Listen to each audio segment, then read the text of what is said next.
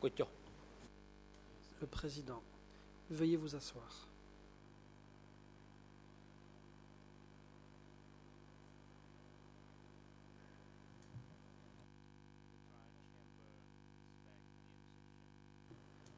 Reprise de l'audience. La parole va être donnée à la défense de Nguyen Shea, laquelle pourra produire devant la Chambre ces documents.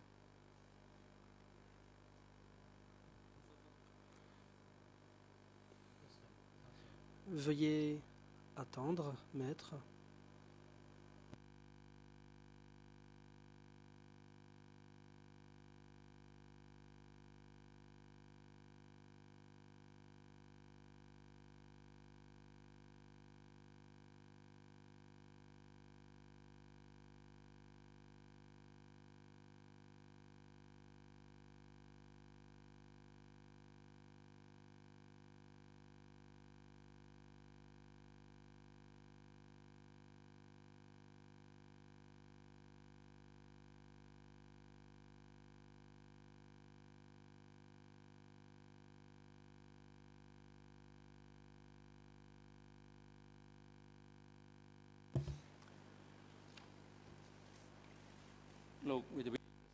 Le président, je m'adresse à l'avocat international de Nguyen Shea.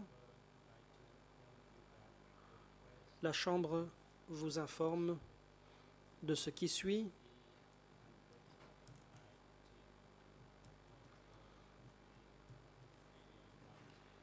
S'agissant du document E119.1.3, une décision n'a pas encore été prise en vue de la convocation de ce témoin expert. La Chambre va délibérer et rendre sa décision en temps opportun. Concernant le document E9, l'ouvrage de Philippe Short, la Chambre entend le citer à comparaître l'année prochaine.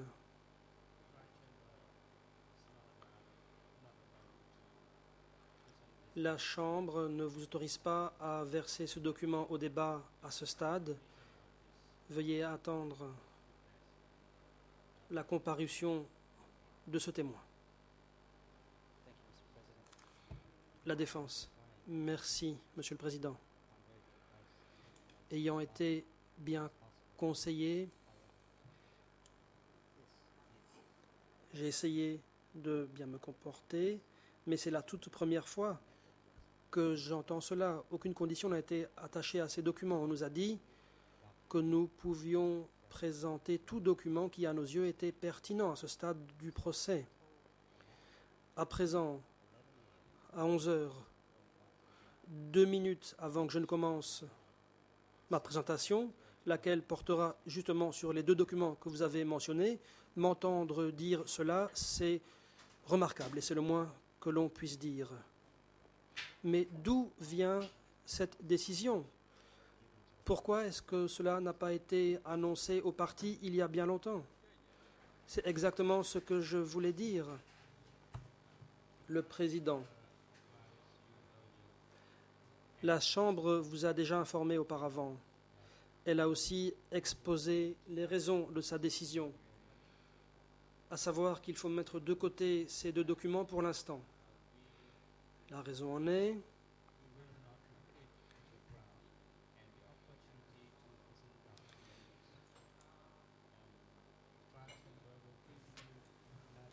que vous aurez l'occasion ultérieurement de le faire, à savoir lorsque le témoin en question sera cité à comparaître. La Chambre ne va pas réitérer les motifs qu'elle a retenus. Il s'agit ici du cas de M. Philippe Short. Quant à Stephen Eder, la Chambre n'a pas encore décidé de le citer à comparaître ou non. Cela étant, les parties auront l'occasion de présenter leurs documents en rapport avec leurs ouvrages en temps utile. La défense. J'ai quelques questions à ce sujet. J'aimerais faire valoir ma position officiellement. J'avais l'intention de parler de 3 documents aujourd'hui. E190.1.398,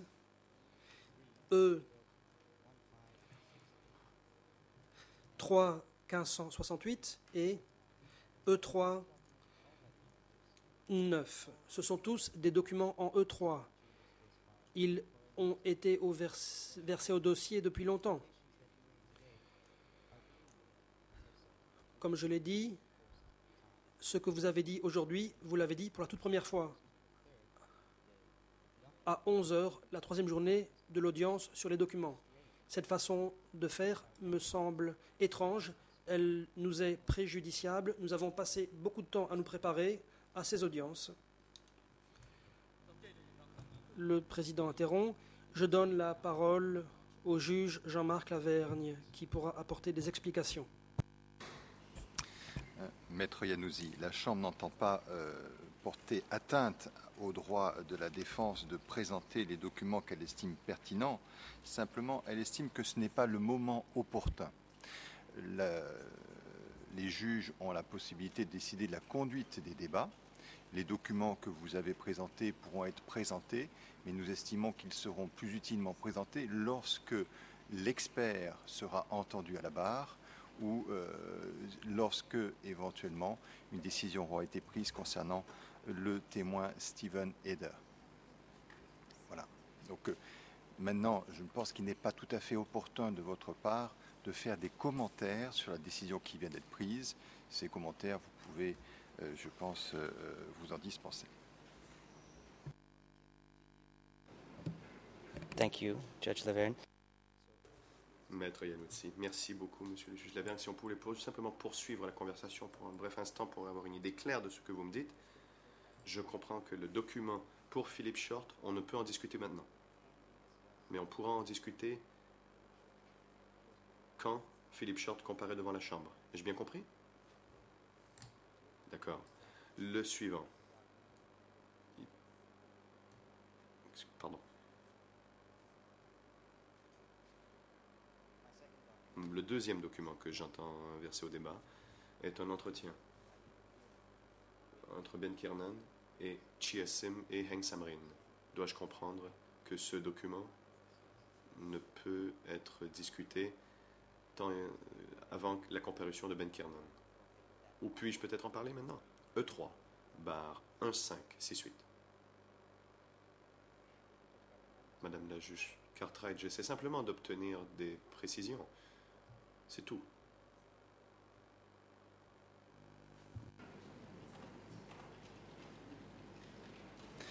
Oui, Maître Yanouzzi, la Chambre a fait référence à 2 documents. Le premier est le livre écrit par Philip Short, puisque Philip Short fait partie des experts qui sont supposés être entendus prochainement, en principe au début de l'année prochaine. Donc vous pourrez présenter ce document lors de l'audition de Philip Short ou éventuellement lors d'une audience ultérieure sur la présentation des documents. Le deuxième document auquel nous avons fait référence est un document écrit par Stephen Heder, qui est fait également partie de la liste des témoins et sur lequel aucune décision n'a été prise. Donc ce sont les 2 seuls documents auxquels nous avons fait référence. Les autres documents, vous en avez informé la Chambre. Il n'y a pas d'objection à ce que vous puissiez les présenter à cette audience, sous réserve qu'ils aient effectivement une pertinence pour les débats.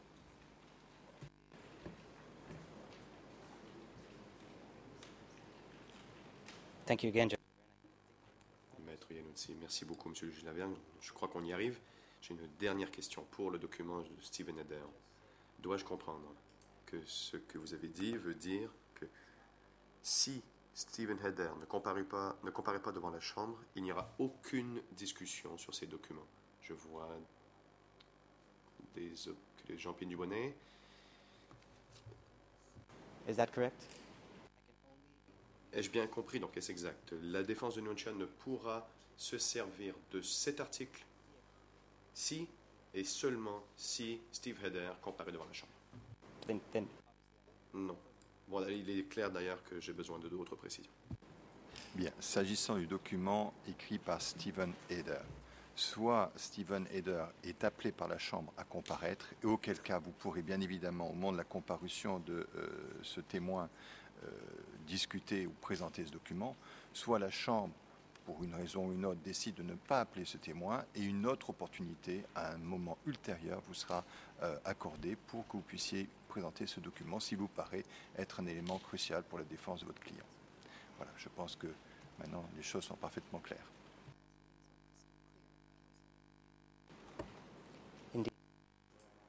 Maître Iannuzzi, en effet, très clair.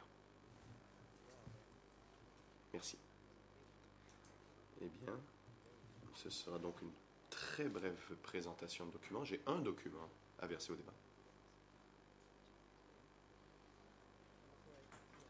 Avant de ce faire, j'aimerais faire des remarques de nature générale, des observations qui guisent de contexte. Comme je crois que monsieur le procureur Reiner l'a dit hier. Notre position est, je crois, bien établie par rapport à la portée des audiences et nous l'acceptons car nous devons que la majeure partie de la procédure dans le dossier 2 porte sur des sujets qui ne sont pas directement pertinents aux allégations factuelles pour les 2 premières phases de mouvement de population et le nouveau site, c'est-à-dire le site nouvellement ajouté, nouveau site d'exécution. Je crois comprendre qu'il s'agit d'établir les fondements pour d'autres petits procès dans le cadre du dossier 2. C'est du moins la théorie. Et à ce sujet, je dirais que nous sommes tout à fait d'accord avec ce que le procureur Cayley a dit la dernière fois qu'il était en audience, que cela ne se produira jamais. Mais je ne m'attarderai pas sur ce fait aujourd'hui. Pour ce qui est des structures administratives alléguées du PCK, nous devons nous concentrer sur la période pertinente pour les allégations factuelles sous-jacentes. Donc, les structures administratives du PCK sont pertinentes, certes, mais ces structures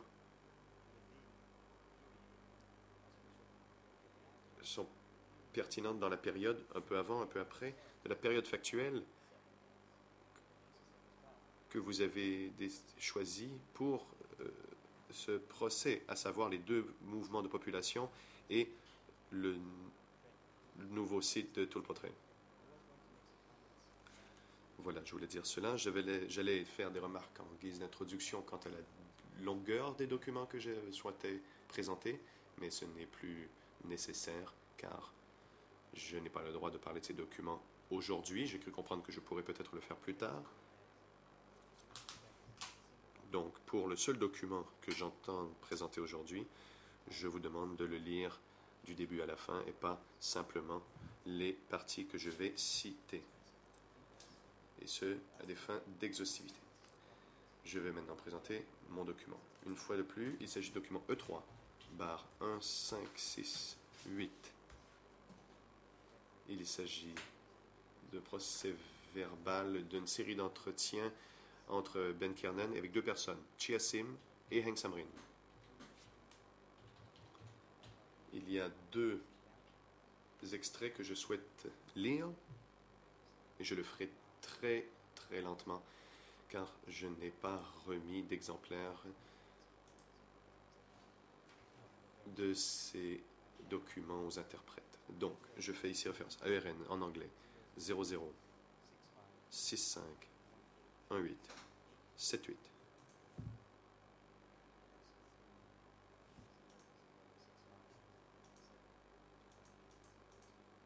À 80 en Khmer 00 71 39 45 à 48 et en français 00 74 33 49 à 51. Donc, à cette première page en anglais 00651878. Je suis au bas de la page. Je veux citer donc un extrait de cet entretien avec Heng Samrin à l'époque. J'étais toujours avec Son Sen. Et à l'époque, j'étais toujours avec Son Sen. Et Son Sen avait des réunions. Il nous a divisés en groupes. J'ai participé à des activités avec Son Sen. Puis, après 3 mois passés ici à Phnom Penh, après la libération, j'ai été renvoyé dans l'Est. Puis, après mon retour dans l'Est, la première division a été complètement détruite. Et, entre parenthèses, je ne sais pas pourquoi, mais son personnel, entre parenthèses, arrêté. J'ignore ce qu'il serait advenu de moi si j'avais encore été dans cette division. Et c'est cette première division dont Pol Pot chantait les louanges dans le combat. C'est-à-dire cette division dont Heng Samrin faisait partie. Seule cette division s'est battue avec acharnement et a pénétré très en avant, illisible dans le manuscrit, entre crochets, dans la région de la route nationale 1 et le long du Mekong, entre crochets illisibles dans le manuscrit, droit, jusqu'à la frontière, était très active. La libération de Niak Leung a mobilisé cette division. Et Mon fait référence ici à Heng Samrin. Mon 126e régiment a combattu, libéré Niak Leung par l'Est et l'Ouest et sur l'eau pour la libérer le 1er avril 1975. C'est moi, Heng Samrin, qui ai libéré Niak Leung par l'Est et par l'Ouest. Ensuite, j'ai reçu ordre d'envoyer mes troupes pour aller se battre pour entrer à Phnom Penh. Mais se battre pour entrer à Phnom Penh n'a pas exigé d'âpres combats. Les, entre crochets illisibles dans le manuscrit, soldats de non-nol entre parenthèses, se sont ralliés à nous, laissant alors les troupes passer. Le 17 avril, à 9 h, je suis arrivé au monument de l'indépendance. Après la libération, les responsabilités ont été partagées entre 3 divisions de l'Est. Il y avait ma première division, la 2e division de mon jeune frère et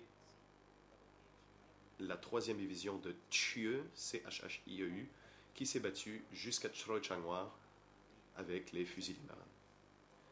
La 2e division s'est frayé un passage à l'opposé, entre crochets illisibles dans le manuscrit, et cette première division le long de la route nationale 1 et la route venant de Takmao jusque dans Phnom Penh. Il y avait là les 3 poussées de l'Est. Prochaine page, je suis maintenant à 00651880, c'est toujours la même page donc. Après être resté 3 mois, on a fait quitter ma division jusqu'à Chonampu et je suis toujours sur la même page. Dans ces 3 mois, c'est Heng Samrin, j'ai fait beaucoup de travail. Tout de suite après la libération, il y a eu une réunion afin de recevoir un plan qui avait été distribué entre crochets illisibles dans le manuscrit, dans le centre. C'était pour tout le pays et pas simplement pour la division. Et cela comprenait des, entre parenthèses, fonctionnaires civils. Nous sommes venus à la réunion pour recevoir le plan du centre. Pol Pot l'a remis. C'était le 20 mai que nous avions établi comme le jour de la haine, le jour où il avait été décidé de distribuer le plan de Pol Pot partout, afin de mettre en œuvre le projet politique dans le pays et à l'étranger, le jour où Pol Pot l'avait rendu public. On a donc retenu le 20 mai comme le jour de la haine, comme son, en crochet, illisible dans le manuscrit. Un autre extrait de cette série d'entretiens à l'ERN, toujours le même document, 3/1568, en anglais 0065 1884, en khmer fini par 55 et en français 00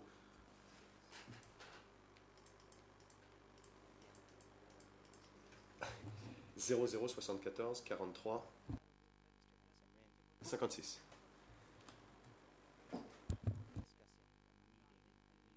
Donc on y y discute donc une réunion qui se serait tenue à Phnom Penh le 20 mai en 1975. Je cite ici, « Il ne disait pas tuer, entre parenthèses, les responsables de Lon Nol. Il disait, entre crochets illisibles dans le manuscrit, cite, « Ne leur permettez pas de rester dans le système. » Cela ne voulait pas dire « écraser ». Nguyen Chi a employé cette phrase. Comtech. C'est une translittération en alphabet latin du Khmer. Il veut dire tuer, mais ils utilisaient un terme général, comme chat, qui, j'imagine, est la translittération d'un mot en Khmer en alphabet latin. Nguyen Chi parlait d'anéantir les marchés, d'interdire l'argent. S'il y avait des marchés et de l'argent, il y avait des biens. La pression importante, forte, s'exerçait contre la propriété. S'il y avait de l'argent, il y avait des marchés, et s'il y avait des marchés, il y aurait des personnes ayant de l'argent, et ces personnes posséderaient des biens.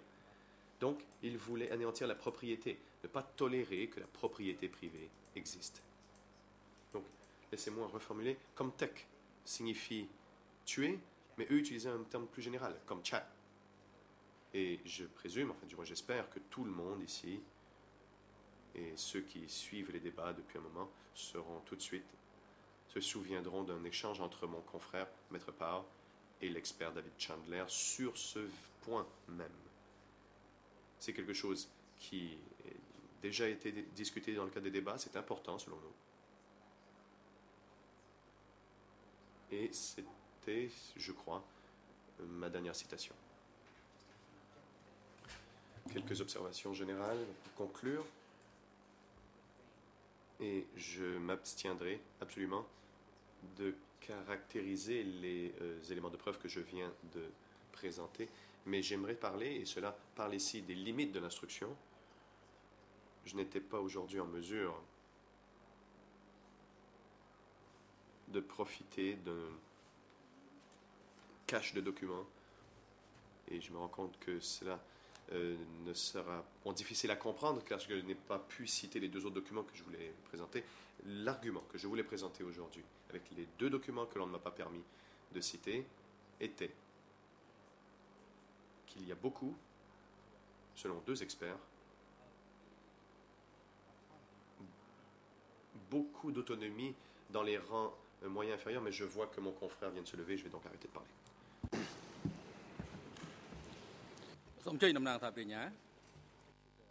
Le président. La parole est à l'accusation. Le procureur. Monsieur le Président, nous avons adopté une attitude relativement relâchée vis-à-vis de cette présentation de documents, mais ce que cherche à faire mon estimé confrère lorsqu'il cherche, par exemple, à expliquer la pertinence de points dans des documents qui ne sont pas devant les débats, en fait, il cherche simplement à essayer de verser au débat le contenu de ces documents, dans les circonstances où vous avez pris une décision, qu'ils ne sont pas pertinents et non recevables à ce moment-ci. Et donc, ils essaient en fait de passer par la porte d'à côté. I will. Maître Yanoudi, je vais suivre. Je vais en fait faire comme mon confrère hier et j'apprécie ce qu'il dit, je suis d'accord. J'ai essayé pendant cette audience sur les documents, sur les structures du PCK, de présenter certains arguments, mais je devrais le faire à une date ultérieure. C'est ce que j'ai compris. J'en arrive donc à mon dernier point, qui est tout à fait pertinent pour la discussion que nous avons eue. Il est très important pour nous et pour nos demandes de comparution de témoins pendantes, et notamment la demande que soit cité à comparaître Stephen Heder, mais cela inclut aussi une requête pour que l'on cite à comparaître Heng Samrin. Il y a eu certains échanges entre nous et la Chambre sur ce qui se passe. Ce n'est pas très clair. Il semblerait qu'une grande partie des témoins que nous avons proposés ont été rejetés. Du moins, c'est ce qu'il nous semble. Mais nous n'avons reçu aucune décision motivée sur cette question. Je présume qu'elle viendra en temps utile, mais cela fait quand même déjà un bon moment.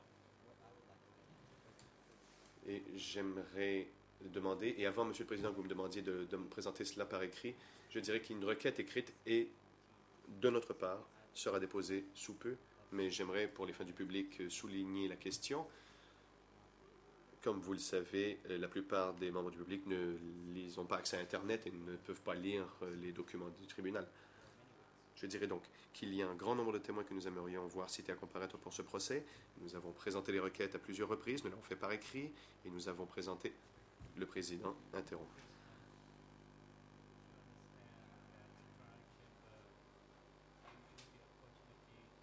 Vous comprenez bien que la Chambre de première instance vous a donné la parole pendant cette audience pour la présentation des documents pour discuter de choses qui sont pertinentes pour les faits relatifs aux structures du PCK.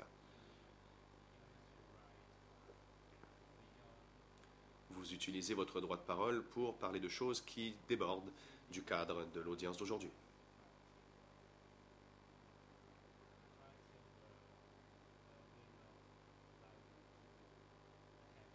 La Chambre ne vous permettra pas de faire des commentaires comme vous le faites à présent.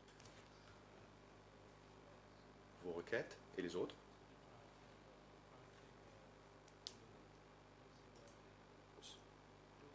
La Chambre les considérera et rendra sa décision en temps utile. Conformément au règlement intérieur,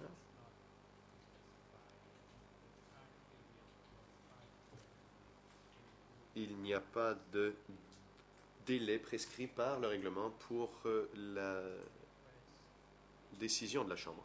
Donc, la Chambre considérera vos requêtes et rendra sa décision en temps opportun, tout comme elle se prononcera sur les requêtes des autres parties.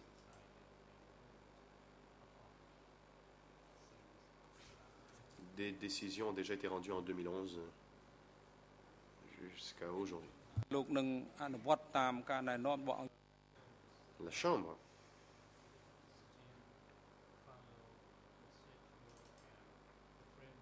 espère que les parties respecteront le calendrier pour chacun des segments du procès. Le maître Iannuzzi, en effet, nous sommes à rédiger cette requête et nous la déposerons en temps utile. Je dirais qu'il soit acté que je ne veux pas qu'il soit dit que vous m'avez donné la possibilité de parler des structures il y a une semaine. J'ai dit à la Chambre que j'entendais utiliser ces documents et une fois de plus, vous ne m'avez jamais dit avant aujourd'hui que je n'aurais pas le droit de le faire. Je le laisserai donc sur cela. Et aussi, pour ce qui est d'aller hors script, je sais que la Chambre aime bien que l'on suive un scénario bien établi et qu'elle aimerait bien avoir une espèce de procès avec scénario, un procès spectacle fait. Et le président interrompt.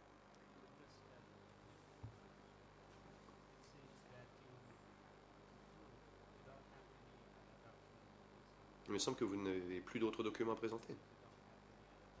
Si vous n'avez pas d'autres documents, maître, la Chambre ne vous permettra pas de continuer de faire des commentaires.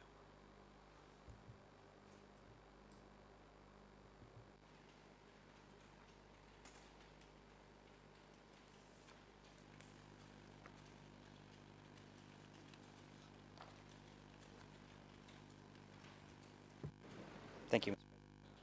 Maître Iannuzzi, merci, Monsieur le Président. J'ai une dernière chose à dire. Pour conclure, le Président.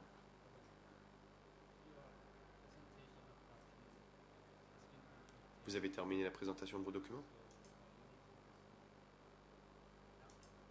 Vous devez présenter des documents si vous voulez prendre la parole. Maître Iannuzzi, nous avons un client dans ce prétoire, je crois que vous le savez. Monsieur Nonchea, c'est notre client. Et ce que je voulais dire, mon dernier point donc, était que d'après,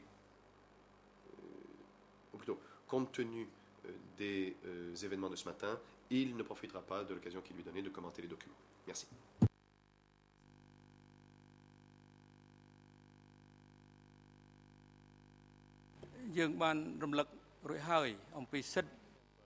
Le président. La Chambre de première instance souhaite vous rappeler que l'occasion de répondre aux documents ou de réagir aux documents qui ont été présentés par les partis, y compris les équipes de défense,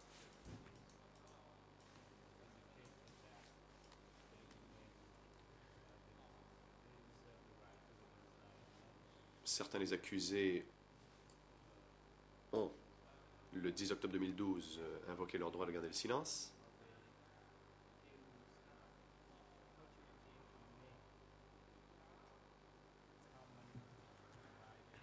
La Chambre laisse toujours la possibilité aux accusés de réagir aux documents qui sont versés au débat.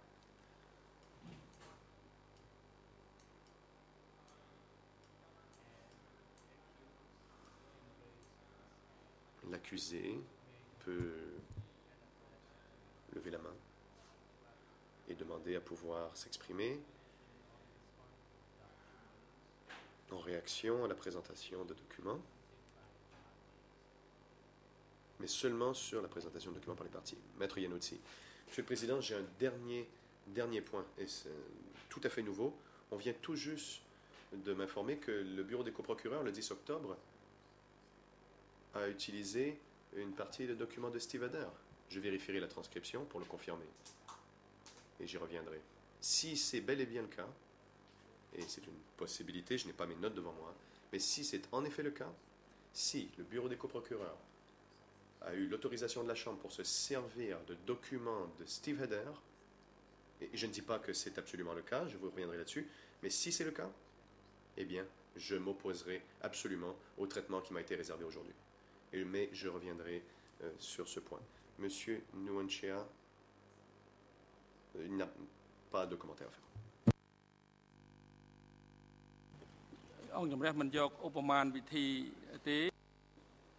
Le Président. La Chambre n'accepte pas ce que vous alléguez et vous aurez la possibilité de présenter les documents devant la Chambre au moment opportun.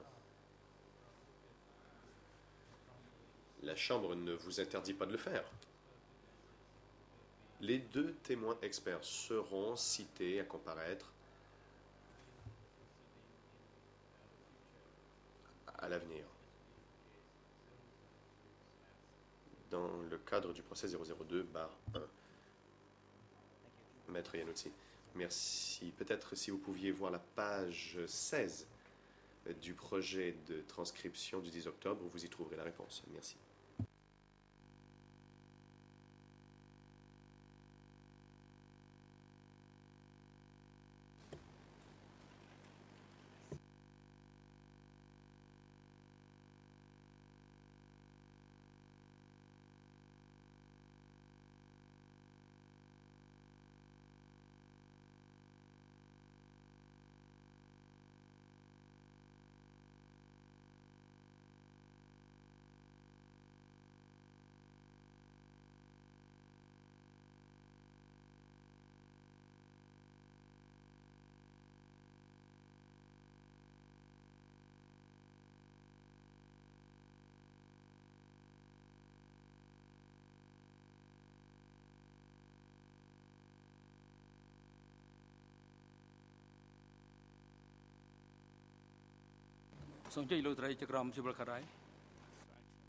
Le Président.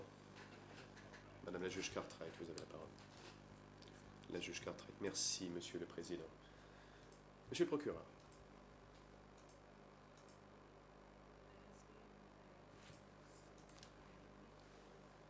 Il y a eu une référence au passage à un document concernant le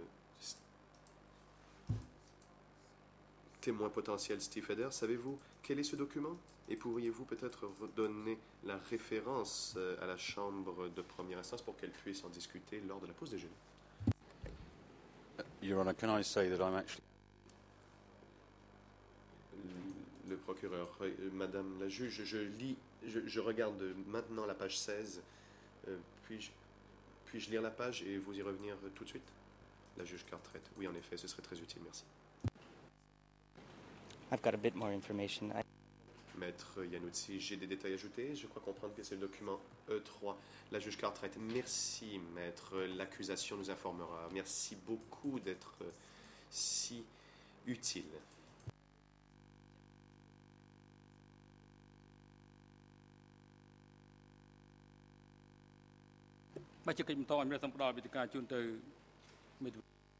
Le Président. Je vais maintenant laisser la parole à la défense de Yang Sari.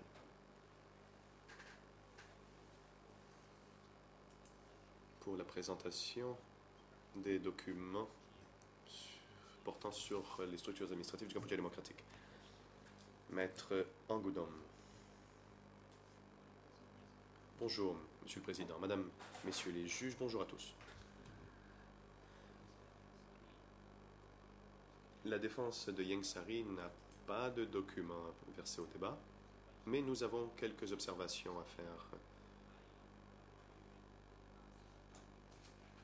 Je me demande si j'ai la permission de la Chambre pour faire mes observations ou plus tard pendant l'audience. Veuillez, je vous prie, me donner vos instructions. Le Président, je vous en prie, vous pouvez faire des observations en réponse à la présentation des documents des autres parties.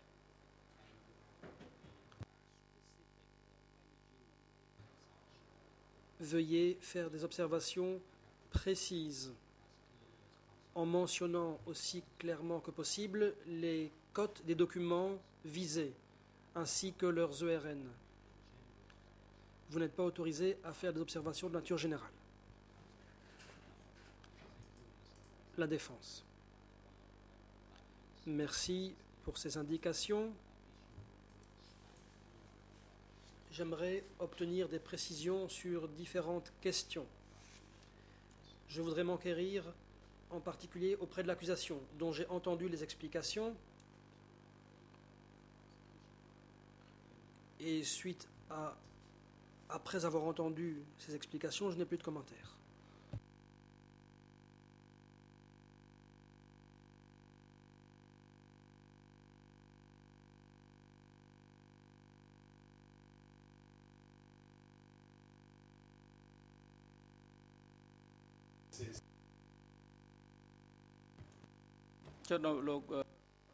Le Président.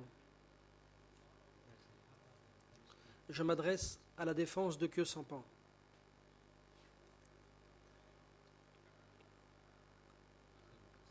Avez-vous des commentaires à faire? Avez-vous des documents à verser au débat? Si oui, je vous en prie, allez-y. Merci, Monsieur le Président.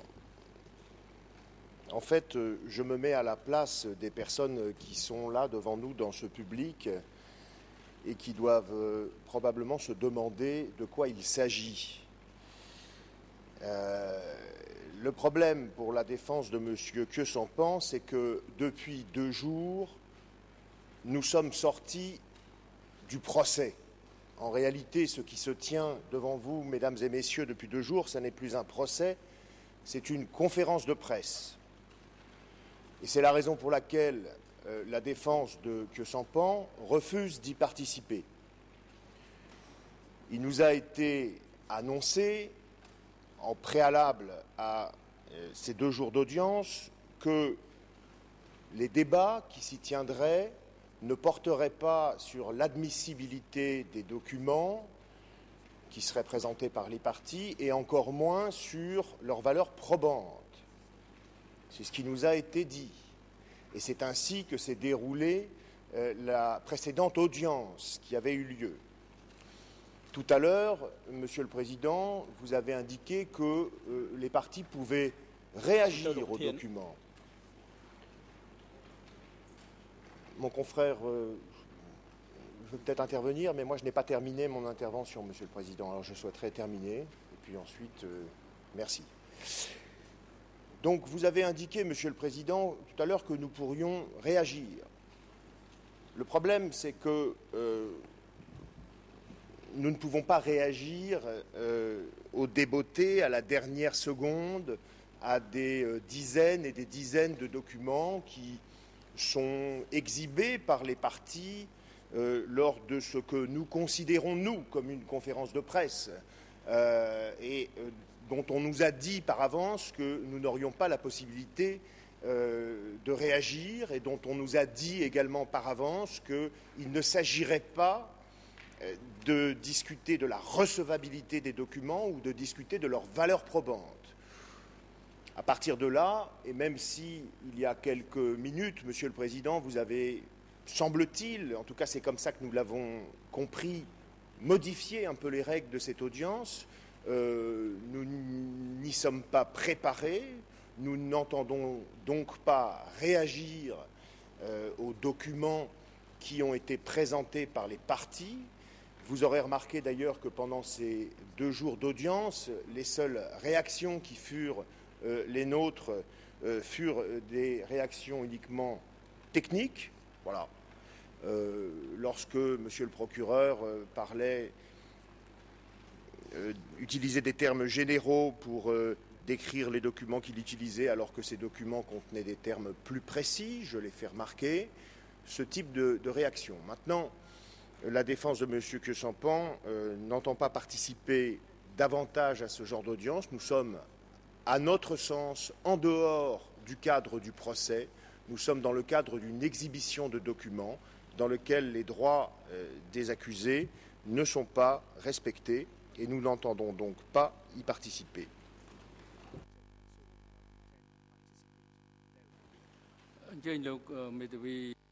Le Président.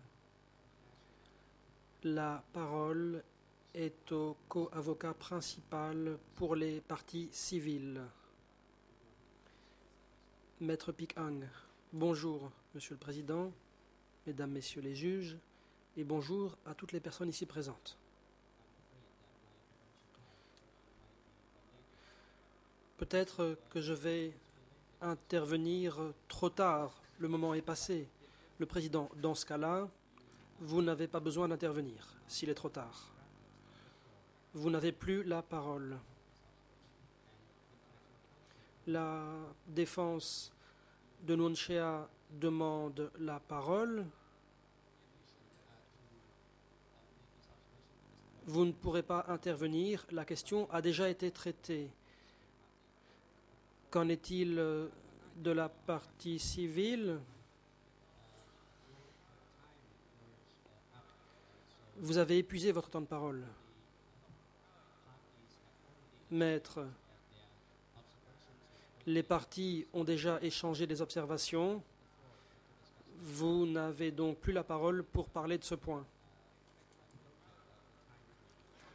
Vous avez déjà eu la parole et vous avez terminé.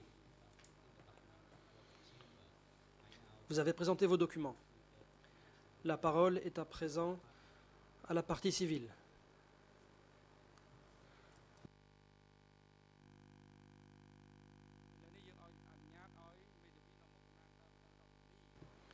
Le Président continue.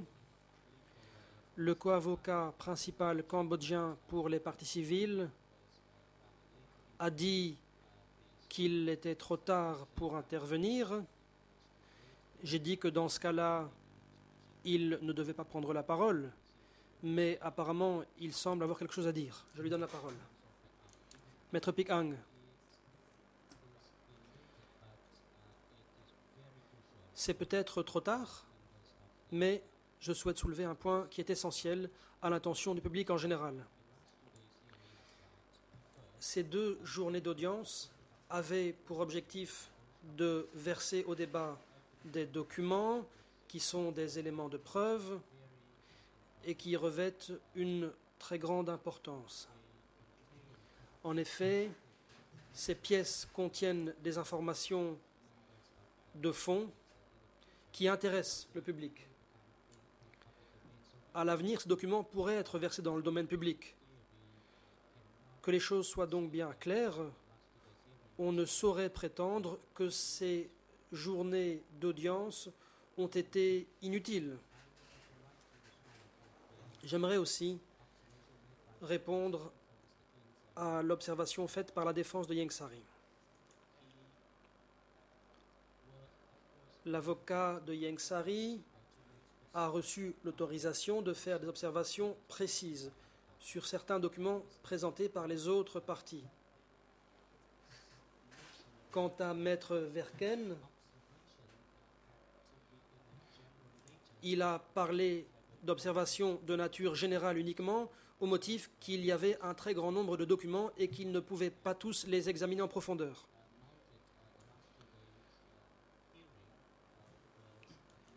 Il a prétendu que ces audiences était une simple conférence de presse. Je ne voulais pas interrompre.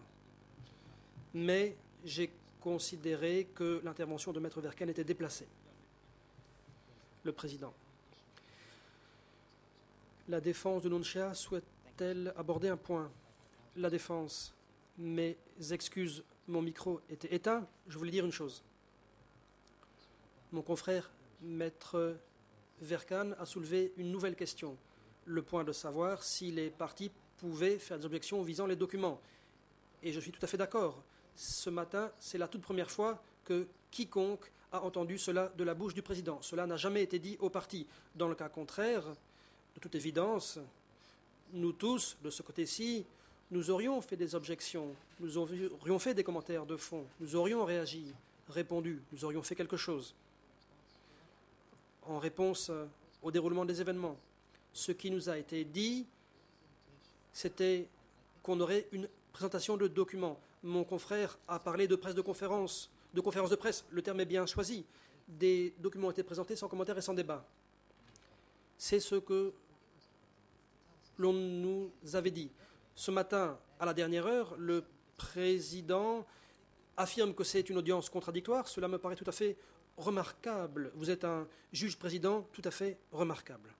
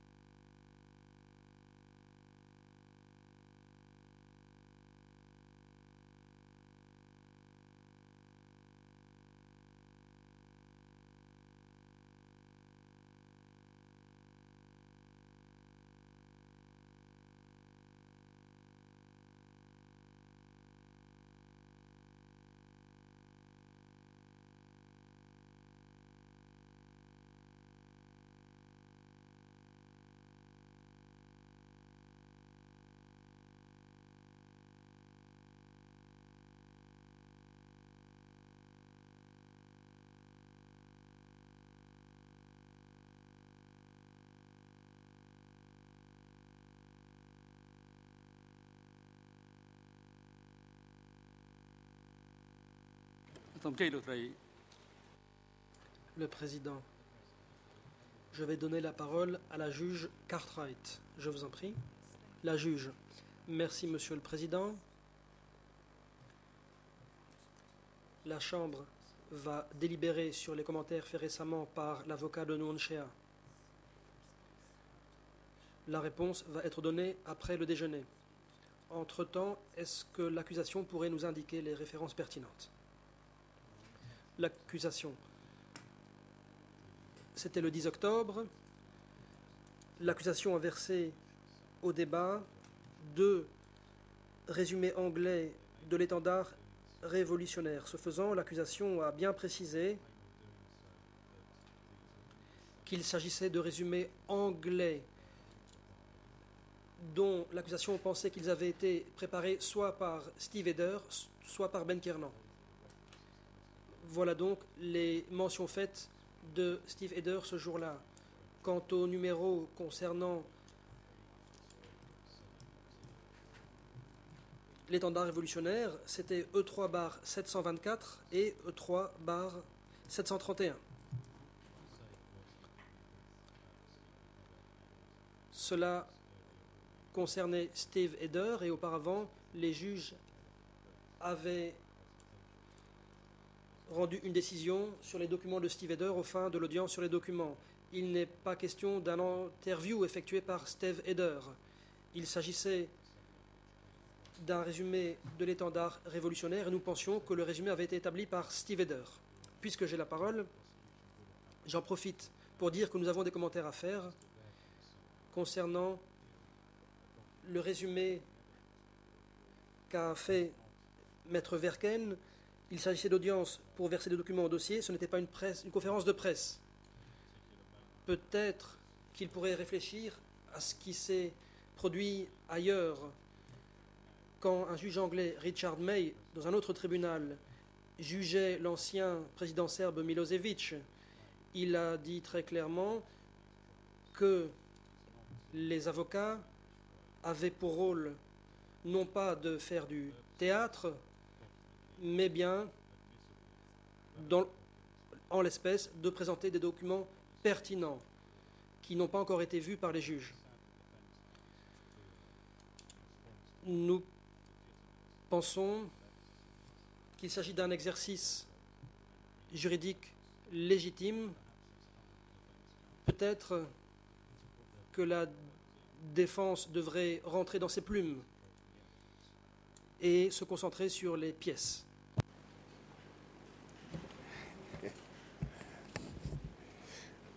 Puis-je dire juste un mot très court, sans faire de polémique, Monsieur le Président?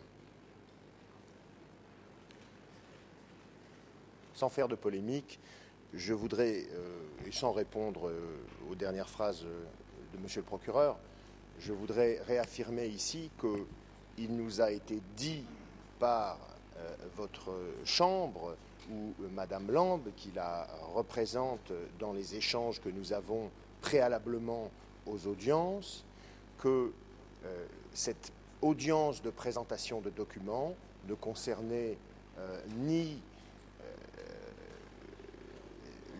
le dépôt de documents, ni la discussion sur la valeur probante qu'il convient de leur accorder.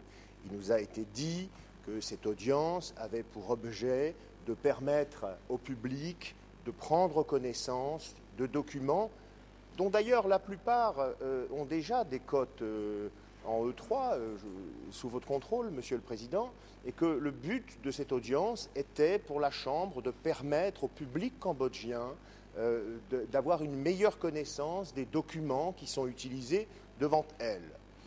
Aujourd'hui, en toute méconnaissance de ce que la Chambre a indiqué, mon confrère pour la partie civile vient nous dire que pas du tout. En réalité, ce qui vient de se passer devant le public pendant 2 jours, c'est un débat sur des documents et c'est une audience judiciaire.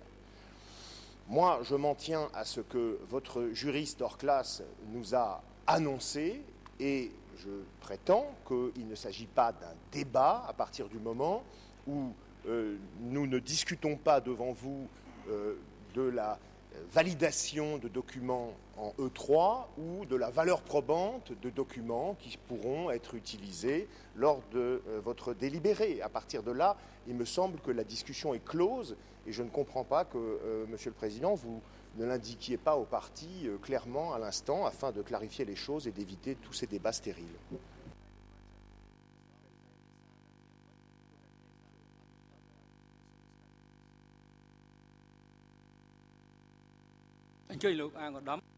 Le Président, Maître Angoudom, allez-y.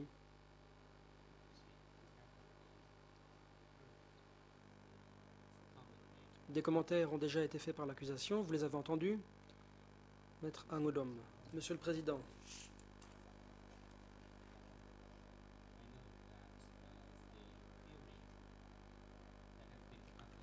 Je sais que les audiences qui se sont déroulées depuis le 10 octobre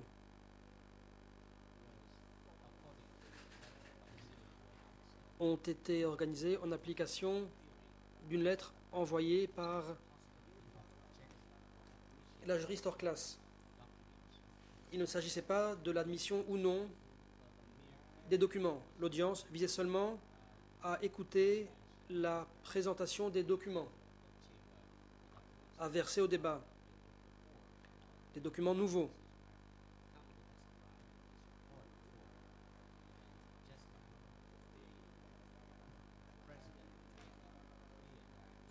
Qui ne concernent pas les témoins qui sont déjà venus déposer. Il y a des documents rédigés par deux experts, Philip Short et Stephen Eder, et la Chambre a dit que ce n'était pas le moment de verser ces documents au débat, puisque la Chambre n'avait pas encore décidé si elle ferait comparaître ou non ces deux experts.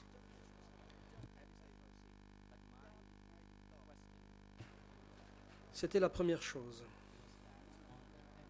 Ma question était la suivante. Le 10 octobre, l'accusation a présenté un document rédigé par Stephen Eder. Il s'agissait d'une interview de Yang Sari. Un extrait de l'interview de Yang Sari a été lu dans le prétoire. Je me demande pourquoi cela a été permis. Et je ne suis pas sûr que nous ayons eu l'occasion de contester cette lecture du document. À l'instant, l'accusation a précisé qu'elle avait utilisé uniquement des numéros de l'étendard révolutionnaire. Mais à mon sens, on ne s'est pas limité à l'étendard révolutionnaire. Il a aussi été question de déclarations et d'interviews effectuées par les deux experts. Il a été dit que ces documents étaient des documents en E3. Ma question est donc la suivante. Quand les co-avocats principaux et surtout la co-avocate a mentionné des documents qui n'avaient pas de cote en E3, elle a pourtant eu l'occasion de donner lecture de ces documents. Et je me demande pourquoi. Je me demande pourquoi la présentation de documents a donné lieu à de telles polémiques. Peut-être ai-je mal compris, le cas échéant, corrigez-moi. Les documents versés au débat peuvent-ils, oui ou non, être visés par des objections? Je pense que cette audience vise à présenter des documents. Je crois comprendre que les parties n'ont pas été autorisées à soulever des objections contre la présentation des documents. Je me demande pourquoi on peut lire certains documents et pas d'autres. Le Président. La Chambre a été claire concernant les deux documents. Le juge Lavergne a aussi apporté des précisions.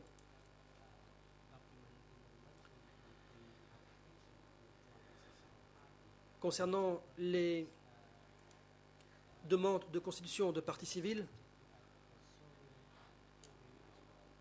il y a eu des débats contradictoires à ce sujet déjà. Comme vous le savez, 4000 personnes se sont constituées partie civile. Leur demande a été acceptée par les chambres. Certains documents ont reçu une cote en E3. En ce qui concerne les pièces jointes, elles peuvent parfois être utilisées, surtout lorsqu'il s'agit de documents qui sont annexés à des demandes de constitution de partie civile.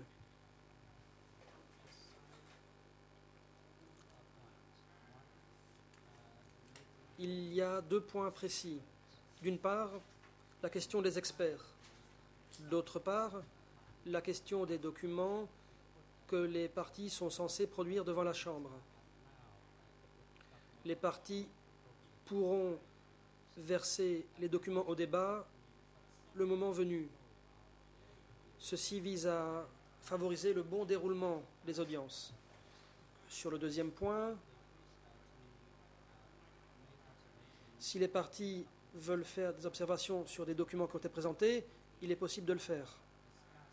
Mais on ne peut pas examiner le poids et la valeur probante de ces documents. Les parties ne sont pas censées évaluer la valeur probante ou le poids des éléments de preuve, car nous ne sommes pas encore à la fin du procès.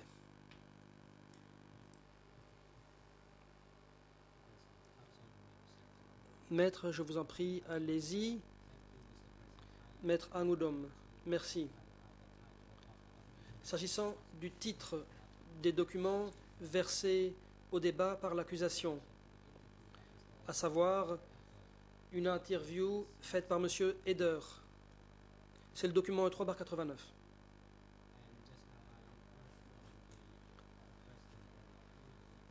Le président a donné des indications qui ont été claires, mais il faudra que je vérifie de quoi il en retourne. Il s'agit donc d'une audience visant à verser au débat des documents. Cette audience n'a pas pour objet le rejet ou l'acceptation de tel ou tel document. Veuillez préciser, s'il vous plaît. Le président. Effectivement, aucun document présenté par les parties n'a été rejeté. Mais la Chambre a demandé de reporter l'examen de 2 documents qui sont en rapport avec des témoins susceptibles d'être cités à comparaître par la Chambre. Il faudra tenir compte des circonstances dans lesquelles ces 2 experts pourraient être cités à comparaître.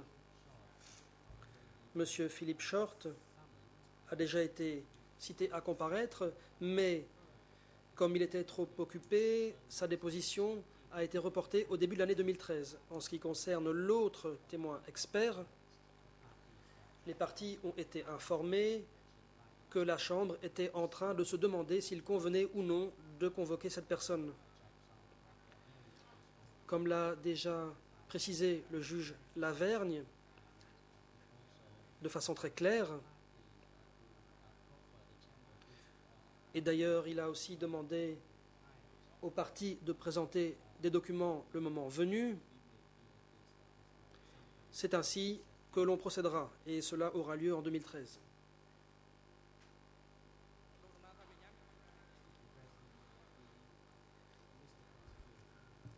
Le coprocureur veut-il prendre la parole? Dans le cas contraire, les débats seront suspendus. Le coprocureur intervient. La réponse du coprocureur a été inaudible pour la cabine française. Le président, je vous en prie, maître, la défense. 2 choses. Effectivement, comme l'a dit M. Reiner, il y a une différence entre un article rédigé par un auteur et un interview effectué par quelqu'un. Ce que je voulais dire, c'est que il aurait été bon qu'on nous informe à l'avance des paramètres. Il y a une différence, je le reconnais, il y a toutefois quelques problèmes qui subsistent concernant une interview effectuée par une personne qui n'est pas un enquêteur du BCJI, si telle est bien la raison pour laquelle on ne parlera pas d'un rapport préparé par un expert. Si la raison pour laquelle on ne parle pas d'un rapport préparé par un expert, c'est que cet expert n'est pas là, alors le même motif devrait s'appliquer à des interviews effectuées par cet expert qui n'est pas un fonctionnaire du tribunal au moment de l'interview. J'espère avoir été clair. Je comprends bien ce que dit M. Reiner, mais ce n'est pas ce que j'essayais de dire moi. Si l'on nous interdit de parler d'un document, que cela soit dit à l'avance, avec une motivation. Ainsi, nous comprendrons, les choses seront claires, et nous pourrons présenter des requêtes ou des appels le cas échéant. Voilà ma doléance.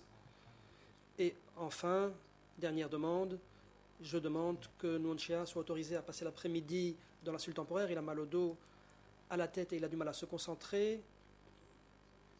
Peut-être que moi-même, je devrais me retirer dans la cellule temporaire.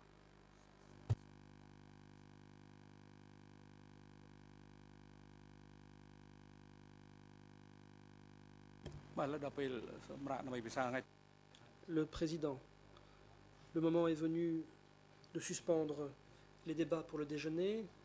Les travaux reprendront à 13h30.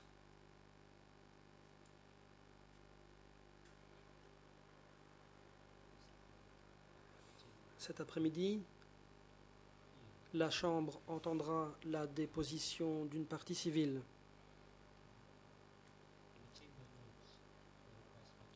La Chambre prend note de la demande de Nuon Chea tendant à pouvoir suivre l'audience à distance pour le reste de la journée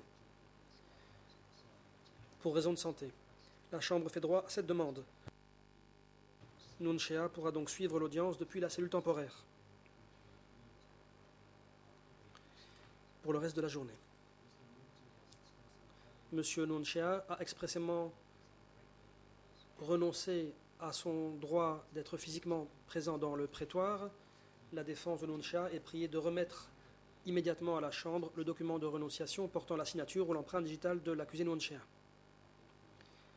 Service audiovisuel, veuillez brancher le matériel dans la cellule temporaire pour que Nuon Chea puisse suivre l'audience à distance pour le reste de la journée. Agent de sécurité, veuillez conduire les co-accusés Nuon Chea et Khieu Samphan à leurs cellules temporaires respectives. Nuon Chea y restera jusqu'à la fin des audiences d'aujourd'hui, tandis que Khieu Samphan devra être ramené dans le prétoire pour la reprise des débats à 13h30. Suspension de l'audience.